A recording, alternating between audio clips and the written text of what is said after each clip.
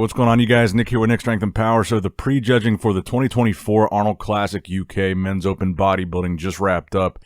And honestly, it's a pretty interesting one. So the first call out that you had here was Samson Dowda and Hadi, of course, joined by James Hollingshead and John De La Rosa. So that looked to be your top four.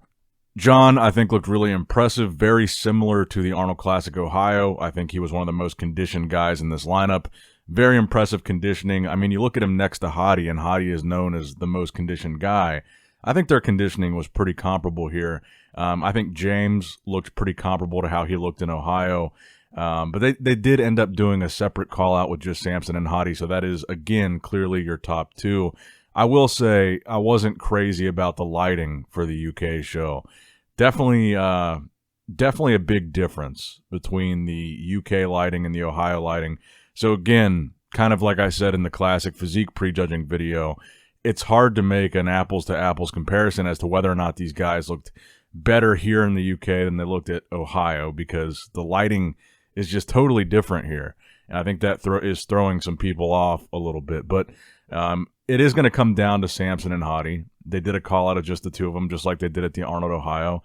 And I think you really got to give props to Samson here. I think Samson looked significantly better than he looked at the Arnold Ohio, which, all things considered, the fact that he's no longer working with Milos, the fact that he was sick going into this show, the fact that he even said there's a chance he might not do this show. Honestly, when I was watching this, I think Samson looks improved from the Ohio. So you really got to give the guy props here, because that's pretty impressive, all things considered. Hadi, I think Hadi looked better in Ohio. I think Hadi was missing just a little bit of sharpness here. The Ohio version, like a lot of people have said, seemed to be maybe the best version of Hadi that we had ever seen. I think when you look at him here, maybe the jet lag, maybe the last-minute flight, he wasn't quite as sharp as he was in Ohio. When you look at him hit those kind of side abdominals in the transitions, where he shows his obliques, his serratus, his intercostals, to me, they didn't look as sharp as they did in Ohio. Now, when he hits the abs and thighs, you can see them just as well as you could in Ohio. But kind of like that transition, like the side tricep that he does and the side chest transition, they don't look as deep and as visible here. However, with that being said, I think that this is going to be a little bit closer than it was at the Arnold Ohio between Samson and Hadi. I think that Samson really deserves some props here. I think he kind of redeemed himself. He looks better than he looked in the Ohio, and he's got a lot of challenges that he faced to get here. So I think that's pretty impressive, but I still think at the end of the day, Hadi is going to pull this off, because even though Hadi, I didn't feel was as sharp here as he was in Ohio, I think there's still a pretty visible difference in conditioning between him and Samson. I think you can still see in most of the poses just a significant difference in conditioning. But like I said, I will say it was not as significant as it was in Ohio. I felt like Ohio, it wasn't even really a conversation, and Hadi was like the hands-down winner. I feel like here it's more of a conversation. Samson, to me, looks better than Ohio. He looks improved. He looks a little bit tighter. And frankly, Hadi does look like he faded a little bit from Ohio, but I think he still brought enough here to win. So I think it's going to end up being Hadi winning. I'm thinking Samson in second. In third, it looks like John De La Rosa, and I think the fourth and fifth place spots, even though they had a separate call-out for this, they had a call-out with Akeem, where Akeem wasn't joined by the top four, which included James and John. But I do think Akeem looked pretty good here. I don't think he looked as good as he looked at the Arnold Classic Finals in Ohio, but I think you could make an argument for him in fourth. So I think there's probably going to be a battle between him and Hollingshead for the fourth place spot. But it's looking like Hadi winning, Samson in second, John in third. And I like Akeem for fourth, but I feel like they're going to go with James. Now, I did get a couple videos here from people that were sitting front row in person, and I think the lighting comes across a lot better in the in-person video, so I feel like this is worth showing here. Because like I said, I do feel like the quality of the stream and the quality of the lighting here for the UK was significantly lower quality than the Ohio. So I do think that's worth pointing out. And I was also told by people that were there in person, they didn't think it looked close. It looks like Hadi is the clear winner again. So maybe it's just not coming across as well on this live stream. But make sure you guys let me know what you think in the comments down below. Especially, let me know what you think about the live stream. Honest opinions here, because we had a lot of positive things to say about the Ohio live stream and the lighting there.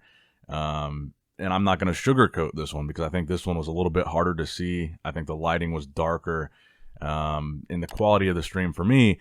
And I had this blown up on I've got a 36-inch Samsung monitor that I watch these on with the brightness cranked all the way up.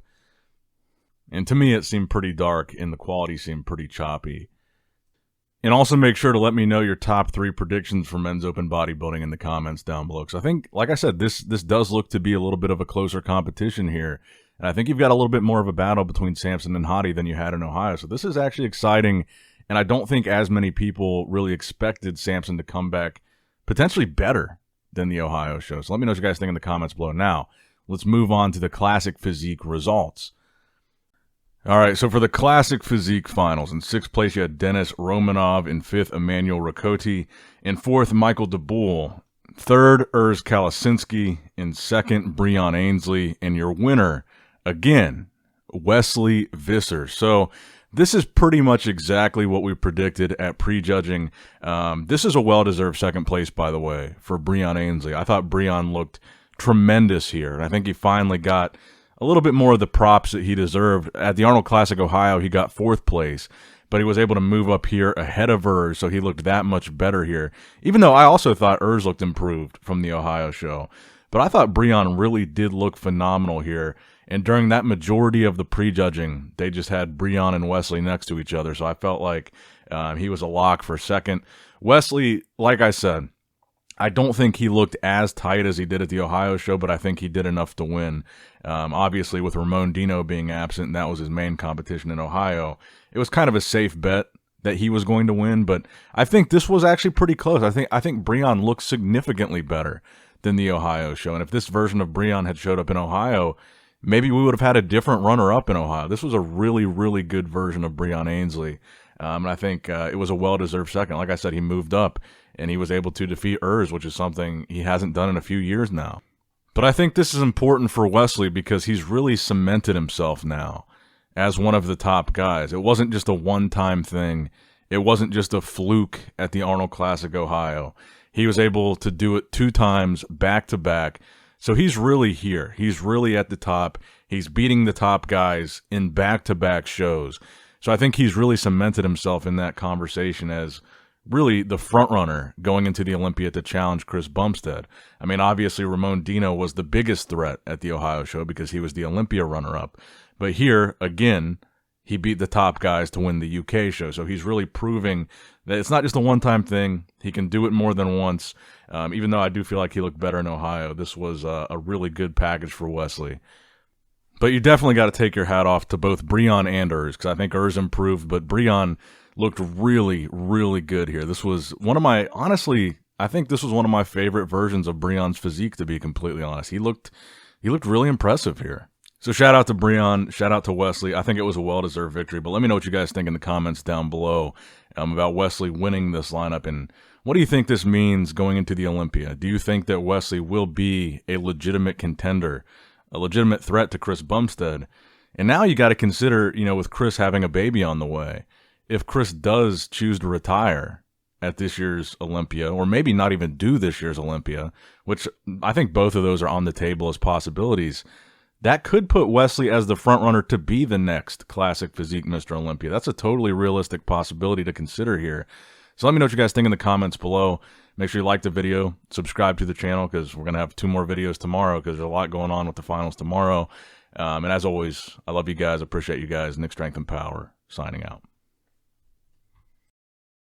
All right, guys, don't forget to click that like button and subscribe to this channel if you enjoy the content. Also, check out my Instagram at NICKS&P, my Facebook page, which is simply Nick Strength and Power, my secondary YouTube channel, Nick Strength and Vlogs, for vlogs and bonus content that you will not see on this channel. And consider subscribing to my 3rd YouTube channel, Nick Strength and Pokemon, which is all things Pokemon and trading card games, completely unrelated to this channel. So if you're into that, give that one a look.